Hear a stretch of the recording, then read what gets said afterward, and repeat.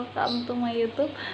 Hari ini sesuai dengan judul, saya akan membahas tentang new normal. Mungkin beberapa orang sudah mengenal sebenarnya apa itu new normal. Nah, hari ini saya akan membahas itu dengan beberapa yang saya ketahui tentang new normal. Nah, sebelum itu saya akan kilas balik tentang COVID-19. COVID-19 di Indonesia sendiri sudah beberapa bulan kita perjuangkan, dan hari ini bukan hari ini sih, per 11 Juni 2020 kasus yang terkonfirmasi COVID-19 yaitu sekitar 35.295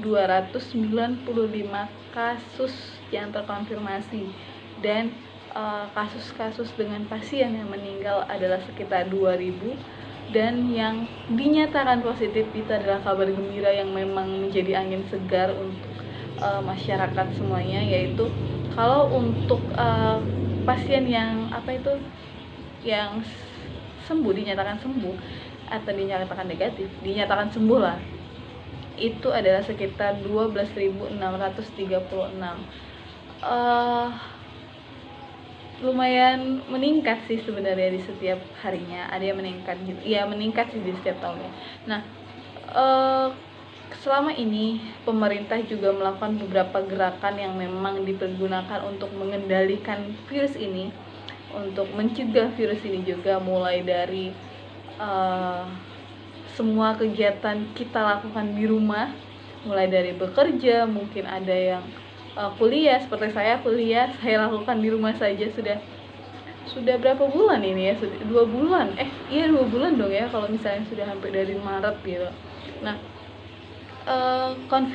setelah adanya kasus pertama di Indonesia, pemerintah sudah melakukan beberapa kegiatan yang tadi ada karantina mandiri, terus di beberapa kota yang memang angka dari kasus COVID-19 ini meningkat tinggi lah bisa dibilang, dilakukan adalah PSBB. PSBB ada beberapa kota yang memang berhasil, ada juga yang belum berhasil. Nah, dan sekarang Indonesia tengah merencanakan untuk new normal, program new normal. Nah, mungkin di beberapa negara memang sudah dilakukan ini dengan tempat kerja yang sudah dibuka, terus tempat perbelanjaan yang sudah dibuka kembali, tapi dengan protokol-protokol yang memang harus dijalankan. Nah, new normal sendiri adalah bagaimana sih kita sebagai warga yang terdampak COVID-19 ini beradaptasi dengan adanya COVID-19, mulai dari pola hidupnya mungkin kan. Nah, bagaimana kita bisa beradaptasi dengan beberapa protokol yang memang harus kita jalankan di COVID-19 ini, di masa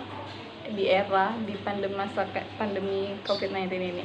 Nah, tim gugus tugas COVID-19 juga memberikan beberapa gerakan-gerakan, atau salah satunya ada slogan yaitu 4 sehat 5 sempurna, yaitu dimulai dari memakai masker, mencuci tangan, jaga jarak, terus juga istirahat yang cukup dan tidak panik. Dari awal sebenarnya pemerintah juga mengampanyekan kalau misalnya kita tidak boleh panik, kita tidak boleh merasa takut, boleh yang pasti adalah kita harus menumbuhkan rasa waspada terhadap kasus ini. Nah, implementasi dari new normal ini diatur di keputusan Menteri Kesehatan nomor 0107 HK 0107 garing Menkes garing 328 garing 2020 tentang panduan pengendalian dan pencegahan COVID-19. Salah satunya ada di tempat kerja misalnya kan, terus ada juga di tempat industrial.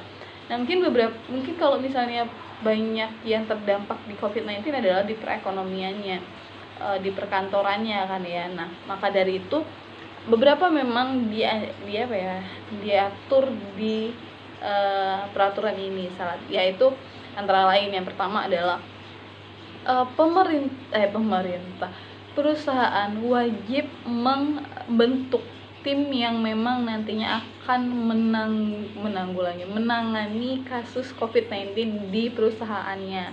Yang kedua, di perusahaannya, di tempat kerjanya, atau di tempat industrinya. Terus yang kedua adalah pemimpin memberikan kebijakan untuk pekerja melaporkan setiap adanya kasus atau kasus yang dicurigai COVID-19. Yang ketiga adalah tidak memperlakukan COVID-19 atau yang dinyatakan positif sebagai stigma. Tidak boleh dibeda-bedakan, karena memang pasien dengan COVID-19 ini kalau di Indonesia masih banyak menjadi stigma di masyarakat, yang memang mereka dikucilkan, yang mereka tidak diberikan dukungan apapun, yang mereka dijauhkan. Sebenarnya dijauhkan secara fisik tapi tidak dijauhkan dari hati. Maksudnya silaturahmi masih terjaga, dukungan harus masih terjalin, kita harus memberikan dukungan kepada mereka. Yang keempat adalah pengaturan untuk bekerja di rumah, yang memang kalau misalnya dia harus bekerja di rumah, ya ada peraturan-peraturan yang memang harus diaturkan. Terus yang kelima adalah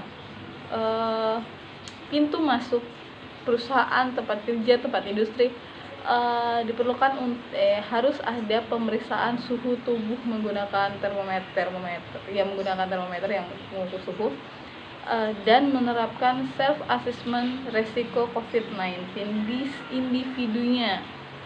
Setelah itu yang keenam adalah pengaturan waktu tidak terlalu panjang, atau misalnya jam-jam lembur itu, karena mereka juga butuh istirahat yang cukup kan. Salah satunya tadi di tim gugus kesehatan, tim gugus tugas tadi juga mengatakan pasal 5 sempurna, yang salah satunya adalah pola istirahat yang cukup. Nah, terus yang ketujuh adalah jika memungkinkan tiadakan untuk 3 shift. Kalau memang ada 3 shift, nah yang jam ketiganya itu kan 1-2, shift 1, shift 2, shift 3. Karena shift 3 ini minimalkan atau usahakan untuk tidak mempekerjakan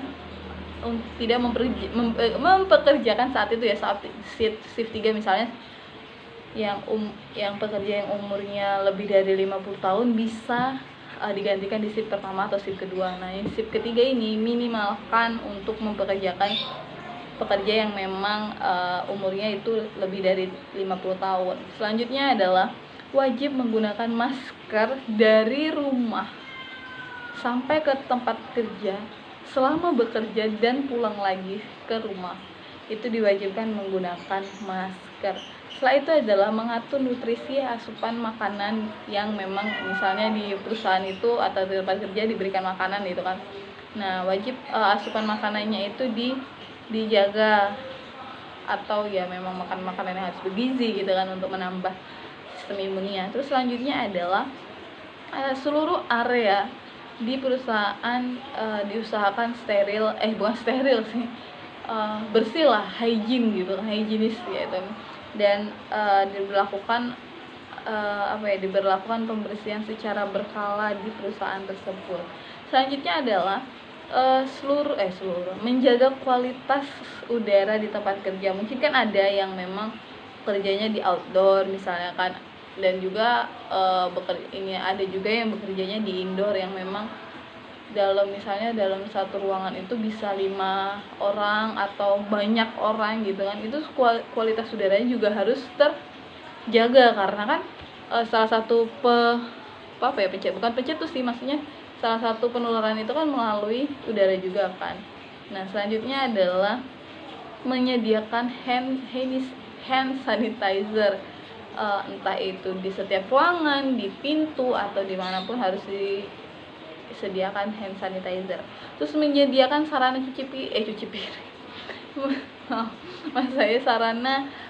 cuci tangan. Nah, sarana cuci tangan ini ya terdiri dari sabun, terus air yang mengalir ya tentunya kan. Jangan juga ada air mengalirnya tapi sabunnya nggak ada ya kan, sama aja. Terus selanjutnya adalah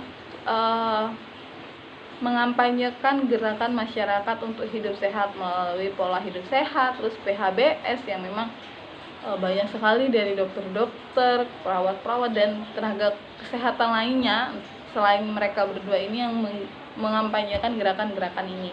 Selanjutnya adalah cuci tangan menggunakan sabun.